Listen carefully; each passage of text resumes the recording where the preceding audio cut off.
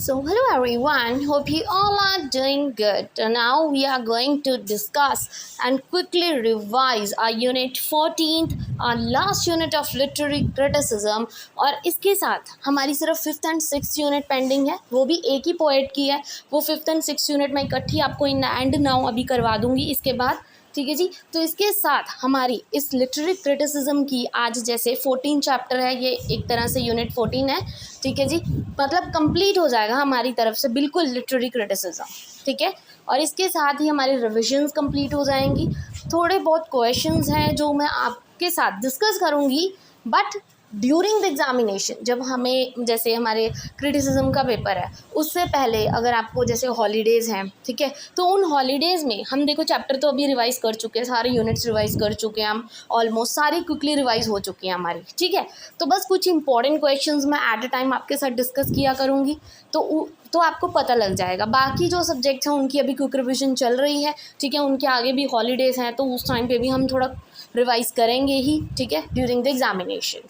But ये चीज़ clear है कि सारे नोट्स अपलोड हो चुके हैं, क्विक रिवीजन हो चुकी है, लिटरेरी क्रिटिसिज्म की, टीचिंग एप्टीट्यूड के सारे नोट्स अपलोडेड है, मतलब हर सब्जेक्ट के आपको नोट्स मिल जाएंगे। So let's start with the unit 14 quick revision Matthew Arnold. जैसे कि 13 यूनिट भी मैथ्यू आर्नोल्ड की ही थी। उनके कुछ टॉपिक्स थे जो कि कल्चर और अनार्की से रिलेटेड थे, कि कल्चर बहुत ज़्यादा इंपॉर्टेंट होता है।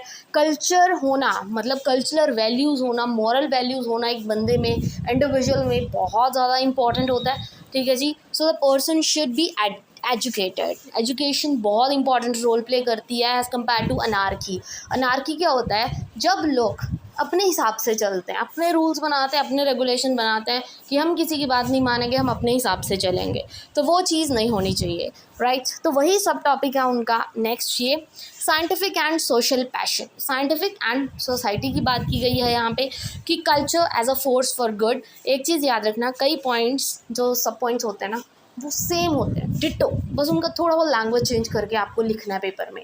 वैसे ही पेपर में आपको क्वेश्चन आते हैं तो आप कंफ्यूज हो जाते हो कि अरे ये कौन सा क्वेश्चन आ गया। जब आपको पता है वो मैथ्यू आर्नोल्ड का है तो उन्होंने कल्चर की ही बात की है, तो वहाँ पे जितने भी टॉपिक्स लिखोगे, सब पॉइंट्स लिखोगे, it should be related to the culture and the anarchy, that's it, ठीक है। तो ये चीज़ हमेशा ध्यान में रखना। So first point in that you can write is culture as a force for good.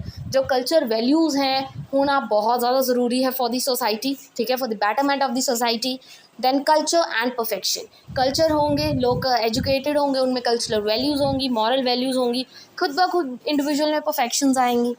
Anarchy as a lack of standard, ठीक है। अनार्की वाले जो इंडिविजुअल्स होते हैं ना, कि हम अपने ही रूल्स बनाएंगे, अपने रेगुलेशन बनाएंगे, वो हमेशा एक तरह से जो मॉरल वैल्यूज़ है ना पीछे छोड़ देते हैं, तो वो चीज़ें नहीं होनी चाहिए। एंड इनका एकमात्र सोल्यूशन है, that is education, education as a solution, ठीक है जी।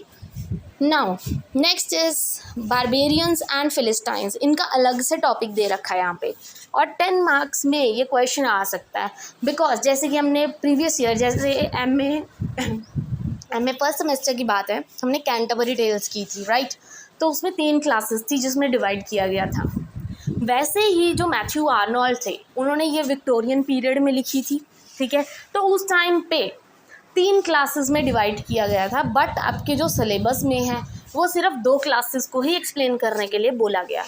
पहली क्लास है बारबेरियंस, सेकंड इज़ फिलिस्टाइन, वैसे थर्ड वाली है पॉपुलेस। वो कल की मैंने जो वीडियो अपलोड की थी ना, प्रीवियस वीडियो आप चेक कर सकते हो, पॉपुलेस, उसमें मैंने सारा एक्सप्लेन किया, ठीक है जी, क्विक रिविजन में आप देख सकते हो। तो बारबेरियंस एंड फिलिस्टाइंस एंड पॉपुलेस, ये 3 मतलब डिविजन्स हुई थी सोसाइटी की उस टाइम पे। तो उन्होंने बोला सिर्फ बारबेरियंस बताओ कौन थे, उनका काम क्या था, कैसे थे, और फिलिस्टाइंस जो थे वो कैसे थे।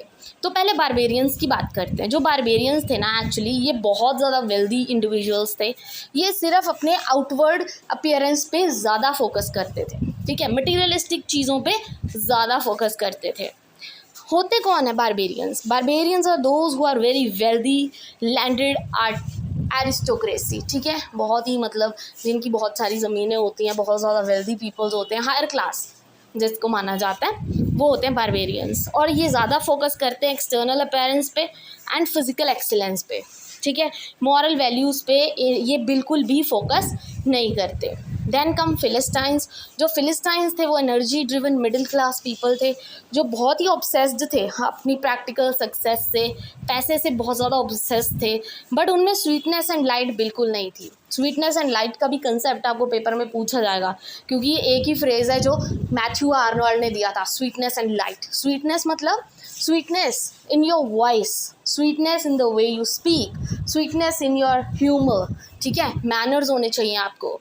लाइट मतलब क्लैरिटी होना, क्लैरिफिकेशन होना, इंटेलिजेंस आना लोगों में, ये चीज़ें ज़रूरी है, बट यही चीज़ें फिलिस्टाइंस में नहीं थी, ठीक है।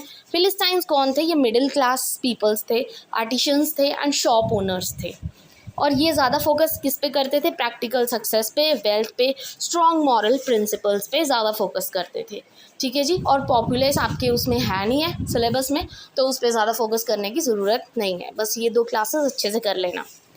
नेक्स्ट, आर्नोल्ड ने ये दो टर्म्स हैं जो बारबेरियंस, फिलिस्टाइन, ये क्यों यूज़ की, सोसाइटी को क्यों डिवाइड किया ऐसे विक्टोरियन पीरियड में? ताकि वो डायग्नोस कर सके सोसाइटी की प्रॉब्लम्स को, देख सके कि एक्चुअल में प्रॉब्लम कहाँ है और उसको सही कर सके। Then to promote the sweetness and light, sweetness and light को प्रमोट करने के लिए, ताकि लोगों में मॉरल वैल्यूज़ आए, ठीक है, उनमें स्वीटनेस आए, उनमें मैनर्स आए, they should be educated. And to highlight the need of best self, ठीक है, और हाईलाइट करने के लिए कि पर्सन को, एक इंडिविजुअल को अपना बेस्ट बनना है, उसको और एजुकेटेड होना है और उसको और मैनर्स लेके आने हैं, ठीक है जी। सो जिस वजह से उन्होंने सोसाइटी को 3 भागों में बांटा था। I hope this unit is clear to you, और इसी के साथ हमारे लिटरेरी क्रिटिसिज्म की जो क्विक रिविजन्स हैं वो कंप्लीट हो चुकी हैं। Hope this video is useful for you. Video अच्छी लगी हो, informative हो, then please don't forget to like and subscribe my channel. Thank you very much. If you are having any doubt related to any topic, you can comment in the comment section anytime. I will reply to you as soon as possible. Thank you very much.